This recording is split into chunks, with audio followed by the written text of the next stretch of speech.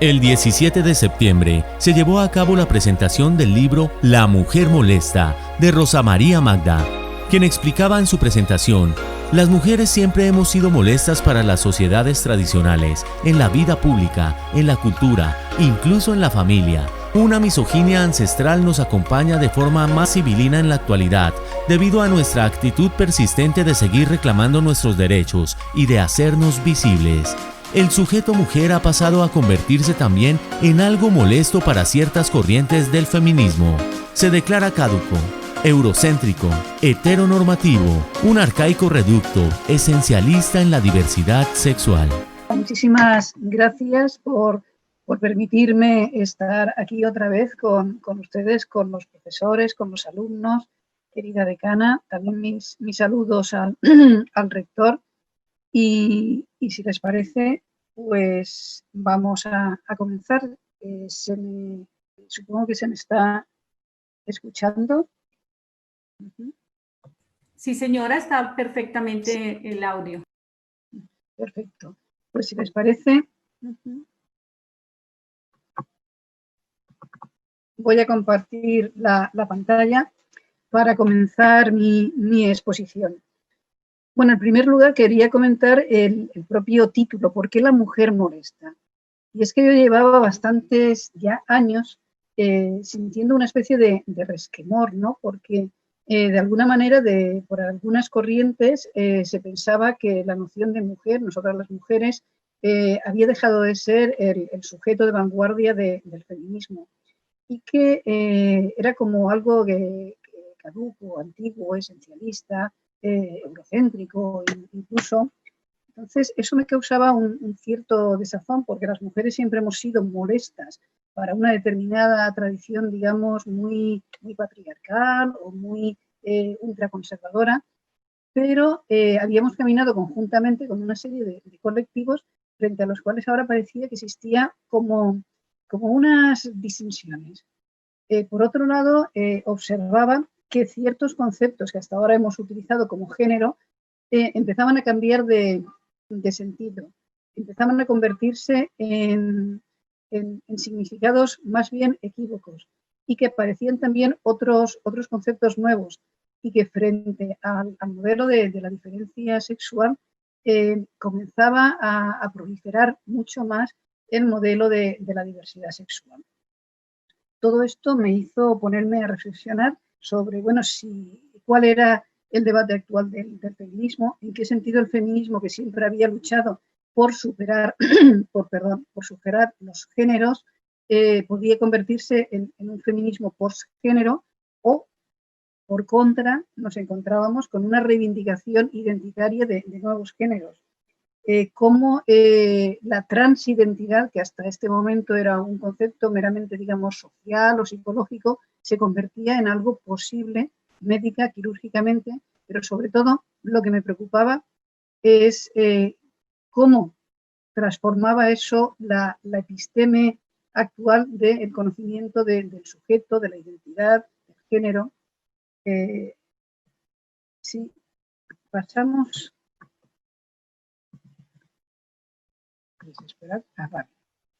Entonces, si nos fijamos en, bueno, ¿qué es esto de la identidad? ¿Qué soy yo? Esa es una pregunta que hemos hecho a lo largo de los siglos. No voy a repasar porque no tengo tiempo, desde el conócete a ti mismo hasta la ilustración, pero de alguna manera constatar que eso ha ido manifestándose a lo largo de todos los siglos. ¿Qué se respondía cuando se preguntaba quién soy yo? Cuando se respondía quién soy yo, normalmente estábamos pensando, voy a pasar esto. Hasta ese momento, cuando preguntábamos sobre qué soy yo durante siglos, había que ir al alma. El alma nos decía quiénes somos realmente. Después de centurias, esa respuesta ya no se buscó en el alma, se buscó en la mente. Pero había un momento en que a mí me da la impresión de que estamos con una cesura. Esa cesura yo la interpreto en el momento en que se desarrolla, sobre todo por Freud, la idea de que para responder a la pregunta ¿quién soy yo? Necesito decir o apelar a mi sexualidad. Hago referencia aquí en la ficha al famoso texto de Herculén Barrois que comenta Michel Foucault cuando frente al estudio sobre la hermafrodita del siglo XIX, él dice, bueno, ¿por qué los que trataron a esta hermafrodita, su principal problema era saber cuál era el sexo verdadero? ¿Por qué no puede haber más de dos sexos? ¿Por qué tiene que haber un sexo verdadero? Pero sobre todo, y Foucault da un salto importante, no es que cuál es el sexo verdadero, sino que el sexo encierra nuestra verdad. A partir, pues, por citar a un autor, a partir de Freud, cuando alguien se pregunta sobre quién soy yo, de aquí hasta la actualidad, tiene que hacer referencia al sexo, porque el sexo forma parte de nuestra verdad. No puede haber, pues, confusión en torno al sexo, y el sexo es lo que genera nuestra verdad. Luego, la identidad del yo ya no está en el alma, no está ni siquiera en el sexo, está en el cuerpo, en ese cuerpo sexuado que después va a dar lugar también a un comportamiento específico. Luego, frente a esta pregunta de quién soy yo, que antes era la conciencia, el alma, después pasa a estar ligada a qué es mi sexo y cómo mi sexo me determina, ¿qué piensa el feminismo con respecto a esta idea de la identidad? Por un lado, el feminismo lo que pretende es liberarse de la biología como destino, construir la propia identidad, pero construirla a partir de la igualdad y la emancipación. Luego, dado que sobre las mujeres se han vertido una serie de expectativas normativas de género, esa consecución de la igualdad para el feminismo pasa por superar los estereotipos de género. Hagamos un breve repaso de cuál ha sido este desarrollo de la noción de género. Hay que tomar constancia de que mucho antes de que se utilizara el término género, ya estaba dentro de las reflexiones. Cuando Margaret Mead, en Sexo y Temperamento, en el 35, ya está reflexionando sobre la diferencia de comportamientos masculinos y femeninos en diversas sociedades, de lo que está hablando efectivamente es que lo que después será el género, o sea, el comportamiento, lo que es la masculinidad y la feminidad varía independientemente del sexo, pero condicionado por las expectativas socioculturales. La famosa frase de Simone de Beauvoir, no se nace mujer, se llega a serlo en el segundo sexo en 1949, también parte de esta idea de que debemos separar lo que es biológico de lo que es meramente cultural. Si hacemos un breve repaso, porque no me da tiempo, pero después, dado que se queda grabado, se puede repasar cuando surge en el 55 con John Money, que es el primero que en el ámbito de la psicopatología, de la psicología clínica, acuña el término de género o Stoller, o la aplicación de ese concepto a el pensamiento feminista, la teoría feminista, sobre todo con Kate Miller. Este desarrollo desde la intuición hasta sobre todo la conferencia de Pekín en el 95, cuando este concepto deja de ser algo meramente académico o un elemento para reflexionar sobre la lucha feminista, para convertirse en la perspectiva de género en una instrucción, digamos, administrativa internacional. ¿Qué le pasa al género? Hemos visto qué le pasa al feminismo con la identidad. ¿Qué le pasa al feminismo con el género? Pues efectivamente, lo que hemos denominado feminismo de la igualdad, lo que pretende es liberarse de ese género, liberarse de la biología. Entonces, de ahí podemos ver toda la trayectoria de la lucha por los anticonceptivos, el derecho a regular la propia reproducción, la igualdad, la democracia. El feminismo de la diferencia, de alguna manera, resignifica también ese género, no utilizando el concepto.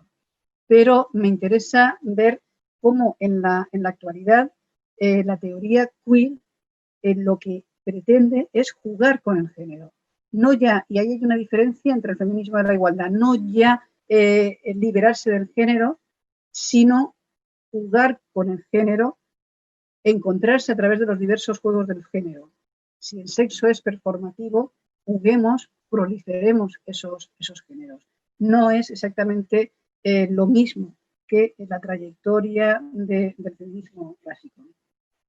Si nosotros tenemos un posicionamiento crítico, deberemos pensar cómo la evolución de estos conceptos determina el pensamiento, determina la gnoseología y cómo, de alguna manera, estos conceptos tienen un punto de desarrollo óptimo más allá del cual quizás estamos perdiendo la justa perspectiva.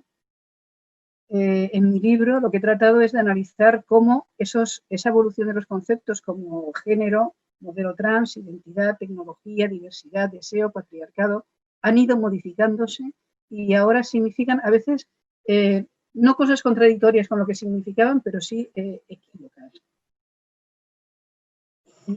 Para situarnos en el tema de la transidentidad sexual, antes quisiera reflexionar un poco sobre la noción de transidentidad, porque precisamente al hilo de lo que expone la teoría queer, de que debemos jugar con la proliferación de los géneros, esto de alguna manera implica jugar también con una identidad que se va transformando.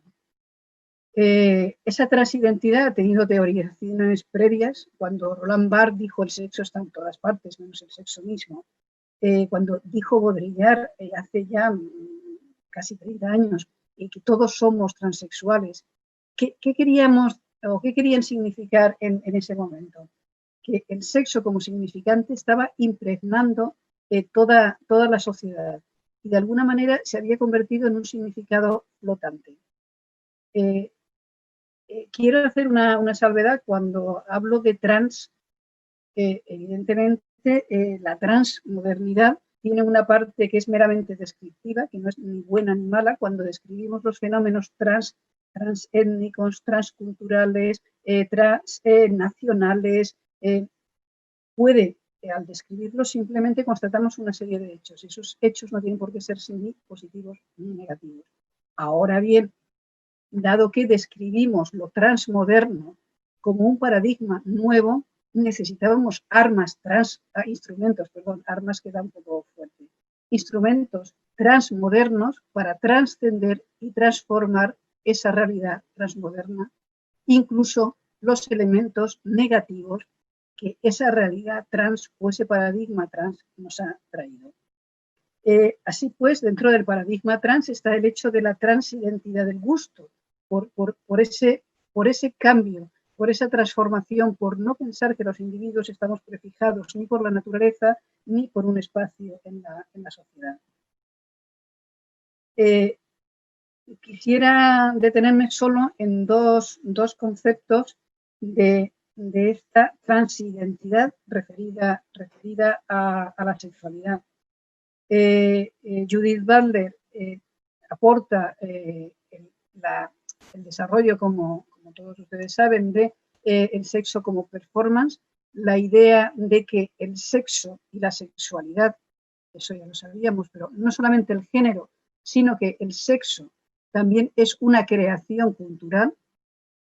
Luego, si nosotros, y por otro lado, el hecho de que el sujeto del feminismo, ese sujeto nosotras, las mujeres, quizás ha quedado, según ella, según la autora, un poco desfasado en el sentido de que constata que esa noción de género ha transformado su sentido. Si estamos hablando de género como pluralidad de géneros, la propuesta de Judith Butler es que el sujeto del feminismo ya no pueden ser las mujeres, sino una agencia, una acción, digamos, colectiva de transformación. Bien, esto tiene una serie de consecuencias. Es que se difumina al decir que el sexo también es una creación cultural. Bueno, y esto lo sabíamos desde Michel Foucault. No podemos pensar que la biología es ajena a los discursos que se vierten sobre ella. Pero una cosa es pensar que los discursos de la biología están condicionados culturalmente, y otra bien distinta es minimizar la noción de sexo o pensar que lo que entendemos por sexo es casi una mera construcción cultural. Si minimizamos la idea de sexo, difuminamos la idea de cuerpo. Si difuminamos la idea de cuerpo sexuado, las mujeres nos convertimos en eso, en un cuerpo sexuado más, en un cuerpo feminizado. Luego se nos roba parte de nuestra especificidad como mujeres. Somos una más de las diversidades, de las posibilidades del cuerpo y una más de las posibilidades del género. Eso, unido a la idea de que el sujeto mujeres ha de ser superado, hace que en este momento, a partir de aquí, podamos pensar que lo que está desarrollando la teoría queer no es ya estrictamente feminismo, puesto que niega el sujeto de las mujeres, sino una teoría de los géneros, una teoría de la diversidad sexual, que está profundizando en la idea del sexo como normatividad, heteronormatividad, y las alternativas divergentes a esa heteronormatividad. Luego, entre la norma y la disidencia sexual. Este es un ámbito importante, pero no es estrictamente el ámbito del feminismo. El feminismo sigue manteniendo la idea del sujeto preferente, como nosotras las mujeres, y por otro lado, sin caer en un biologicismo, pero no puede negar el cuerpo como punto de partida, ese cuerpo que después está socializado efectivamente, con unas expectativas y con unas pautas de morales y de comportamiento, pero un cuerpo con una capacidad de engendrar, con una capacidad de alimentar, de menstruar, con una situación corporal y de, recuerdo el Sirigaray, el cuerpo a cuerpo con la madre, con una genealogía con las otras mujeres, con una autopercepción y de lo que es el ser mujer, y por otro lado, con el hecho de que esa percepción del cuerpo de las mujeres sea motivo de la opresión y de la violencia que sufren las mujeres. Violencia que sufrimos las mujeres no en virtud solo del género que se espera, sino de ese sexo que de hecho tenemos. Y ahora quería volver al tema este de la transmodernidad. Efectivamente, aquí no tengo que decirlo porque se reconoce y se acepta, cosa que me llena de orgullo. Estamos en la prevalencia de un modelo trans frente a un modelo post. Sí, la transnacionalidad en la globalización, los transgéneros en la ingeniería genética, el transhumanismo, que no es lo mismo como ustedes lo entienden como desarrollo humano superador, que como se entiende muchas veces pues, en ciertas órbitas más biotecnológicas, como la superación tecnológica del individuo humano. La translocalidad, el signo frente al referente. Si vemos todas estas características de la transmodernidad, hay algunas que son reutilizables y otras que tienen su parte también negativa. Cuando hablamos de lo transgénico y de la ingeniería genética, ¿qué duda cabe que esto puede solucionar problemas de alimentación, problemas importantes, pero también conlleva una preocupación? Lo trans tiene una parte descriptiva en donde debemos de entresacar qué es aquello que nos beneficia y aquello que quizás es un peligro, y una parte metodológica también de elaboración crítica para trascender todas esas limitaciones o esas derivas que lo transmoderno puede conllevar. Este es el kit de la cuestión, y yo creo que ustedes en su universidad están precisamente equilibrando cómo podemos captar un nuevo paradigma y cómo podemos trascenderlo utilizando los elementos positivos que tiene. Entonces, dentro de esta transmodernidad encontramos, también no voy a centrarme en transfeminismo, pero sobre todo, vale, el nuevo modelo teórico. Dentro de esta transmodernidad podemos encontrar un nuevo modelo teórico de la transidentidad sexual. ¿Esto qué quiere decir? Quiere decir que si podemos hablar de transexualidad, de transgénero, es porque precisamente esa idea de lo trans, de la transformación, está en la verdad de los tiempos, en la episteme de los tiempos. Por lo tanto, no es que estemos en la transmodernidad porque haya personas transexuales, sino que se reconoce la vigencia de la transexualidad, de lo transgenérico, precisamente porque está insertado de alguna manera en ese modelo trans de transformación. Ahora bien, la transidentidad sexual es positiva sobre todo para las mujeres. Este nuevo modelo teórico encontramos a partir de la teoría queer que ese sexo-género se convierte en un significante polimorfo desligado del cuerpo. El género, habíamos dicho, es algo que se elige, se juega con él, y es más, según cómo elegimos ese género, podemos después incluso transformar nuestro cuerpo. El cuerpo sería como una especie de lastre a modificar. De la misma manera que muchas veces parece que en este mundo virtual lo físico es como un lastre. Todo aquello que no pueda ser transformado en bits, en información, es como un lastre físico alejado. Pues bien, eso traspuesto a la identidad sexual nos lleva a una fragmentación de las identidades, pero sobre todo a un punto que me parece terriblemente peligroso en cuanto que cambia una cosmovisión y un modelo noseológico y epistémico. Frente a la diferencia sexual encontramos la diversidad sexual. La transidentidad sexual, un modelo que promueva el juego de las identidades sexuales, aún dentro de lo que tiene de libertad, lo que hace es sustituir el modelo binario hombre-mujer. No hay macho y hembra, sino sexo fluido, como desideratum. Esto me parece importante que lo veamos. En el modelo hasta ahora de la diferencia sexual, teníamos el hombre y la mujer. Dentro de el hombre y la mujer separábamos por opciones sexuales lo heterosexual y lo LGTBI después.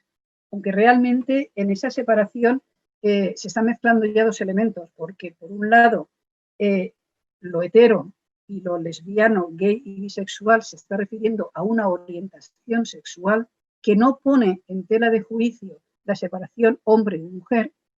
Una lesbiana es una mujer que desea a otra mujer. Un gay es un hombre que desea a otro hombre. Un heterosexual es una persona que desea a una persona de otro sexo. Por lo tanto, en esta línea todavía no estamos poniendo en tela de juicio la visión epistémica de la diferencia sexual, hombre-mujer. Incluimos dentro del acrónimo LGTBIQ al transexual, intersexual y después queer. Pero esto ya no es una orientación sexual, sino una identidad sexual. ¿Y qué pasa? Que en los últimos tiempos, y yo creo que en los últimos años, muy pocos años, ha habido un deslizamiento epistémico. O sea, este TIC, las variaciones que se refieren a la identidad sexual han crecido de tal manera conceptualmente que han creado un nuevo modelo. ¿Un nuevo modelo por qué? No porque las personas transexuales o intersexuales sean una mayoría, sino porque dentro del paradigma transmoderno la transformación parece que es aquello que en lo que estamos, que forma parte, había dicho antes, de la verdad de una época. Por lo tanto, hemos asistido y estamos asistiendo a un cambio de paradigma dentro de la interpretación de los sexos. El paradigma de la diferencia sexual está modificado, está sustituido por el paradigma de la diversidad. Donde había hombre o mujer, ponemos modelo trans queer. ¿Y esto qué quiere decir? Esto quiere decir que la noción de la diferencia sexual es sustituida por una idea del sexo como continuo, como transformación, como fluidez. Nos suena mucho, ¿no? Porque son los mismos esquemas que utilizamos a lo mejor para las identidades, para los pueblos, para las naciones, para los trabajos. O sea, la idea de, y lo decía Bauman, de modernidad líquida, lo que nosotros denominamos transmodernidad, es ese esquema de transformación. Pues bien, dentro de ese esquema de transformación, una parte, a mi modo de ver, diluyente y no muy positiva, sino a tener en cuenta, es que cambia el esquema. Entonces, al cambiar el esquema, la T que estaba a la izquierda, la T de transexual, la T sube arriba. Hemos visto que donde ponía hombre-mujer, ahora pone modelo trans. Luego, si la T sube arriba, hombre y mujer tienen que bajar abajo. ¿Qué tenemos con esto? Tenemos que dentro del modelo de la diversidad, dentro del modelo trans, que sustituye al modelo de la diferencia sexual, lo transsexual, lo transgénero se convierte en el modelo, y hombre y mujer como se convierten en diversos momentos de esa diversidad. Pensamos la identidad de género como algo fluido. Tiene importancia el hecho de que hombre y mujer se conviertan en meros momentos de esa identidad sexual, de ese fluir sexual. Tiene importancia para las reivindicaciones de las mujeres. Tiene importancia porque las mujeres pasamos de ser el 50% de la visualización del género humano a un momento dentro de la diversidad sexual, un momento que es elegible, porque dentro del modelo trans un varón puede elegir sentirse mujer, puede elegir la identidad del ser mujer. Luego el ser mujer deja de ser un referente para convertirse en algo susceptible de ser realizado y de ser deseado.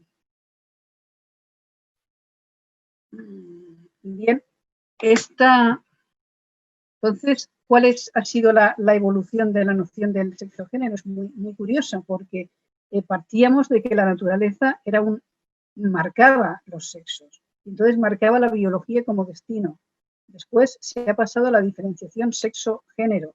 En esa diferenciación sexo-género, que hemos pasado muy, muy deprisa antes en el esquema, en la teoría feminista lo que constata es que el tener un cuerpo determina un determinado género. Determina un determinado género porque hay unas expectativas sociales frente a los individuos que tienen un cuerpo determinado y, por otro lado, se les socializa de determinada manera.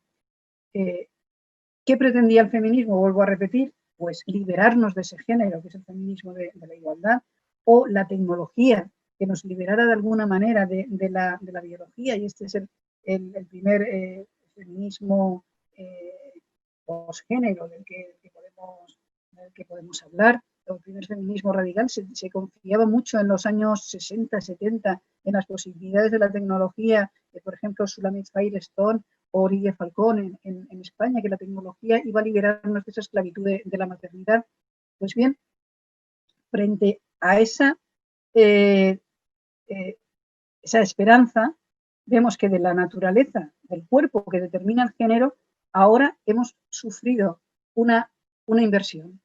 Ahora es el género el que determina el sexo, hasta tal punto que el género elegido puede determinar una transformación farmacoquirúrgica de mi cuerpo.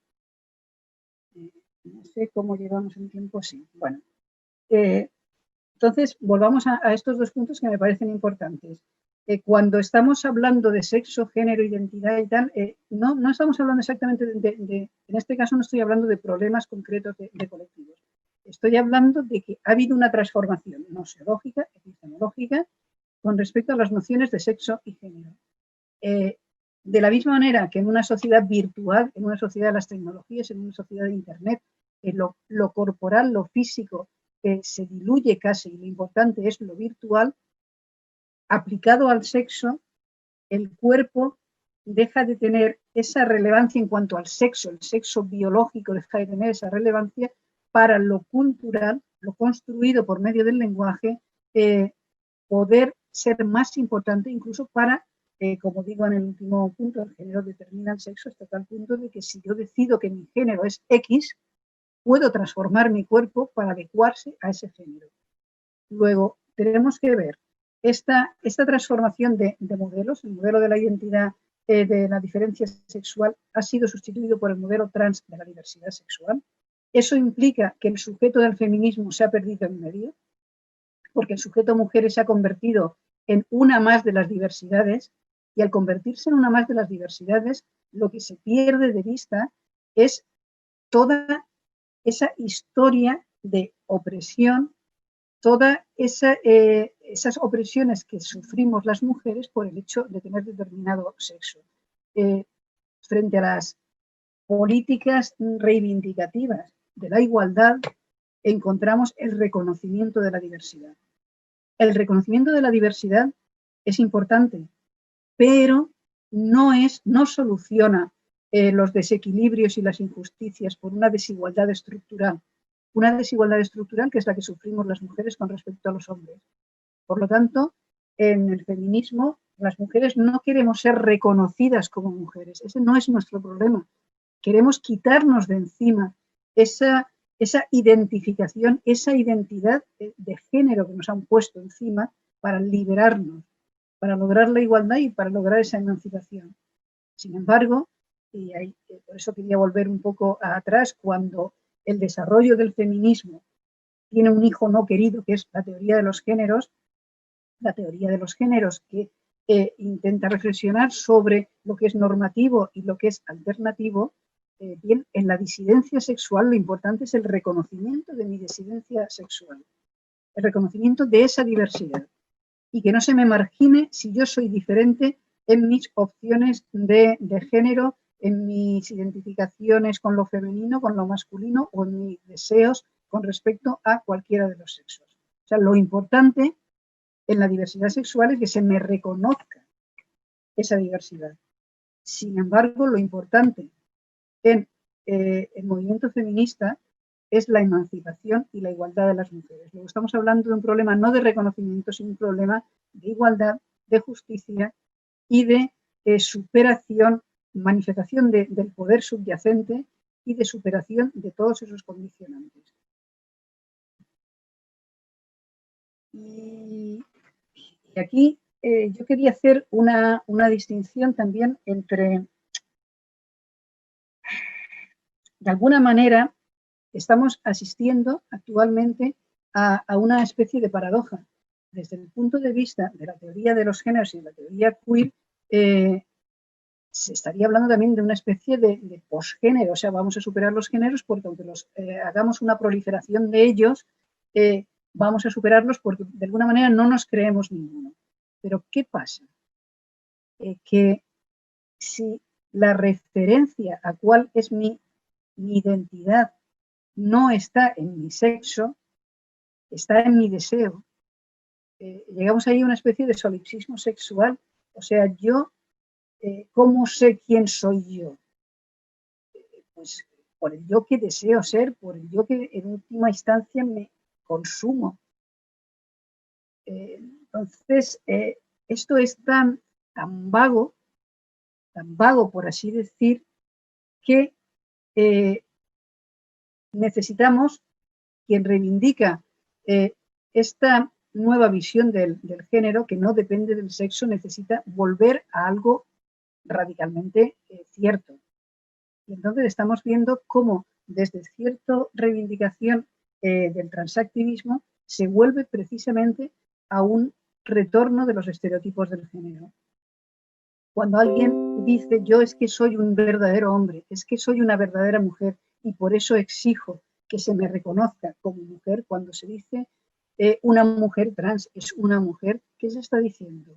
Se está diciendo no en la línea del pensamiento o digamos queer, que los géneros son un juego y nosotros podemos elegirlos. Se está diciendo que es fundamental reconocer mi propio género y que mi propio género elegido responde a algo más que el deseo.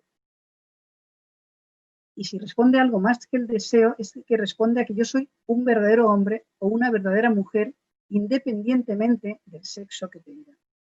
¿Eso qué quiere decir? Eso quiere decir que hemos minimizado al sexo, pero hemos esencializado de nuevo el género. Lo hemos convertido como en una naturaleza. Donde antes estaba el sexo, ahora está la identidad de género, que es algo natural, que es algo que está esencial, hasta tal punto que en los niños se habla de nacer, o en los adultos, con un cuerpo equivocado. ¿Qué quiere decir eso? ¿Dónde está esa identidad de género? ¿En el alma? ¿En el cerebro? ¿Azul? ¿Rosa? Este es otro de las paradojas. O sea, partiendo de una postura donde el género era elegible y por lo tanto era lo menos esencial posible, de aquí parte Judith Butler, de aquí parte el postestructuralismo, y se convierte en algo que está dentro de mi propio ser. Voy mirando la hora para ir concluyendo. Podría estar mucho más tiempo hablando. Entonces, simplemente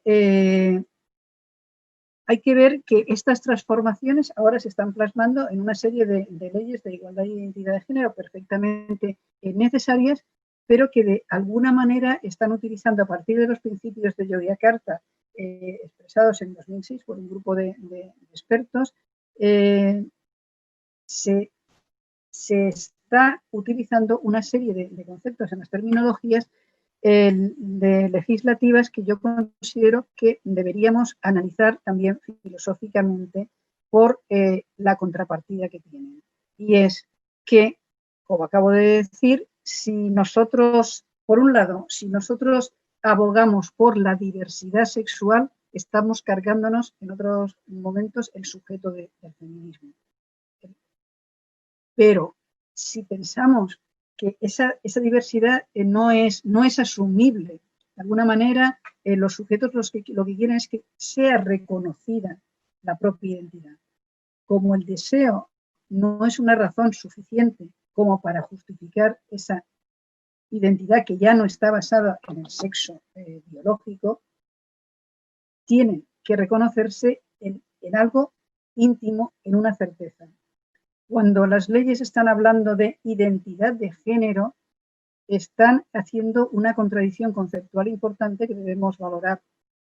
Y es que el género, que era la construcción cultural de la feminidad y de la masculinidad, o sea, algo externo, algo cultural que se nos ponía encima y contra lo cual luchaba el feminismo, ese género pasa adentro del alma, del cerebro, dentro de los individuos, para convertirse en su más íntima identidad. ¿Y qué ocurre al convertirse en la más íntima identidad? Que estamos esencializando el género, estamos naturalizando el género. El género es estereotipado, por lo tanto, estamos legitimando una acción regresiva que consiste en naturalizar los estereotipos sexuales de lo masculino y lo femenino, que es precisamente aquello frente a lo que luchaba el feminismo. Este desencuentro es el que trato en el libro, ya va siendo la hora, por lo tanto no puedo profundizar más. Es el desencuentro que trato en el libro porque tenemos que, de alguna forma, solucionar qué entendemos por identidad, qué entendemos por género, por qué es peligroso minimizar la idea de sexo, por qué el género, que era un constructo cultural, no puede esencializarse y meterse dentro de los individuos, porque entonces, repito, estamos haciendo una acción regresiva, reaccionaria, estamos esencializando los estereotipos de lo que es ser un hombre y ser una mujer. Esto unido a que, como he visto a partir de Judith Butler sobre todo y otras autoras pues de Braidotti, por ejemplo, o de diversos planteamientos que, bueno, no cabe ahora que me ponga con ellos, habría que pensar que una cosa es el feminismo indudablemente en el feminismo puede haber personas de todas las opciones, y una cosa es la reflexión sobre los géneros, sobre lo que es heteronormal y lo que es disidencia. Que dentro de las disidencias y dentro de la heteronormalidad puede haber personas feministas, por supuesto. Que el feminismo es una acción global que pretende un cambio global, indudablemente, en donde cabe todo el mundo, por supuesto. Ahora bien, de la misma manera que en cualquier movimiento social que podríamos pensar, el movimiento pues, de los mineros, tendría que ser la vanguardia, el sujeto de ese movimiento serían los propios mineros y nosotros nos solidarizaríamos con ellos. De la misma manera, en la cuestión del feminismo, el sujeto natural del feminismo somos nosotras las mujeres, que pedimos, dado que la lucha es global, esa aquiescencia, esa incorporación por superar los estereotipos sexuales, porque eso creará una sociedad más igualitaria, donde podremos amarnos sin esas cortapisas y esos esquemas tan simples, pero también tengamos mucha prevención frente a todo aquello que manifestándose como algo progresista y necesario, vuelve de rondón a colar esos estereotipos sexuales. Y hasta aquí me quedo, espero que podamos en el debate aclarar diversas cosas. Muchas gracias. Doctora, muchas gracias por su intervención. Institución sujeta a inspección y vigilancia por el Ministerio de Educación Nacional.